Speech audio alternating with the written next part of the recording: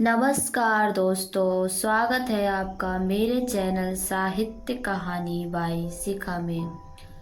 आज हम सुनेंगे मुंशी प्रेमचंद की अमर कहानी पूस की रात। यह कहानी एक गरीब किसान के संघर्ष, उसकी मजबूरियों और गरीबी की कठोर सच्चाई को हमारे सामने प्रस्तुत करती है।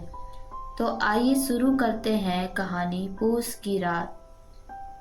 पूस का महीना था। कड़ाके की ठंड पड़ रही थी। हल्कू नाम का एक गरीब किसान अपनी पत्नी मुन्नी के साथ रहता था। उसने बड़ी मुश्किल से कुछ पैसे बचाए थे ताकि एक कंबल खरीद सके और ठंडी रातों में खेत की रखवाली कर सके। लेकिन तभी साहूकार अपना पुराना कर्ज मांगने आ पहुंचा।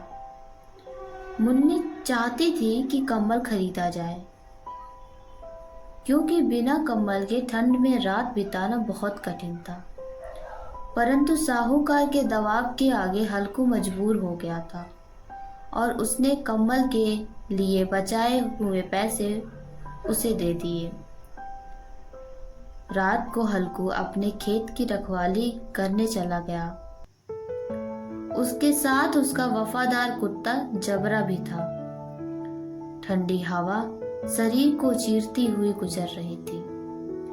हल्कू बार बार कांप उठता। उसके पास ओढ़ने के लिए कोई ढंग का कपड़ा नहीं था। वह खेत के किनारे बैठकर ठंड सहने की कोशिश कर रहा था। जबरा भी उसके पास दुम दबाकर बैठ गया।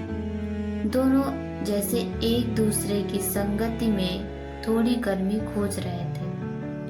कुछ देर बाद हल्कू से ठंड और बर्दाश्त नहीं हुई। वह पास के बाग में गया और सूखे पत्ते इकट्ठे करके आग जलाई। आग की लपटें उठी तो उसे कुछ राहत मिली। उसने हाथ सेके, पैर सेके। थोड़ी देर के लिए उसे लगा कि जीवन लौट आया हो। जबरा भी आग के पास बैठ गया। हल्कू हंसने लगा और कुछ समय के लिए अपनी सारी परेशानियां भूल गया। लेकिन पूस की रात लंबी होती है। धीरे धीरे आग बुझने लगी। फिर वही ठंड हवा चलने लगी। हल्कू ने दोबारा पत्ते डाले, पर अब ठंड उसके शरीर और मन दोनों पर भारी पड़ रही थी। इसी बीच जबरा भौंकने लगा। खेत में नील गायों और दूसरे जानवरों के घुसने की आहट थी। वे फसल चल रहे थे। हल्कू सब समझ रहा था। वह जानता था कि यदि अभी जाकर उन्हें नहीं भगाया गया तो उसकी मेहनत की पूरी फसल नष्ट हो जाएगी। लेकिन ठंड इतनी भयानक थी कि उसमें उठने की शक्ति नहीं थी। उसने एक बार उठने की कोशिश की, मगर फिर आग की बची खुची गर्मी के पास बैठ गया। उसने सोचा जो होगा देखा जाएगा। जानवर खेत में घुसते रहे और फसल को नुकसान पहुंचाते रहे। जबरा भौंकता रहा, लेकिन हल्कू उसकी अपनी जगह से बिल्कुल भी नहीं हिला। आखिरकार रात बीत गई और सुबह हो गई। जब हल्कू घर लौटा तो मुन्नी ने खेत की हालत देखकर दुख व्यक्त किया। फसल को काफी नुकसान पहुंच चुका था। लेकिन आश्चर्य की बात यह थी कि हल्कू के चेहरे पर निराशा के साथ एक अजीब सी राहत भी दिखाई दे रही थी। अब उसे हर रात कड़ाके की ठंड में खेत की रखवाली करने नहीं जाना पड़ेगा। उसने अपने मन में यह विचार किया।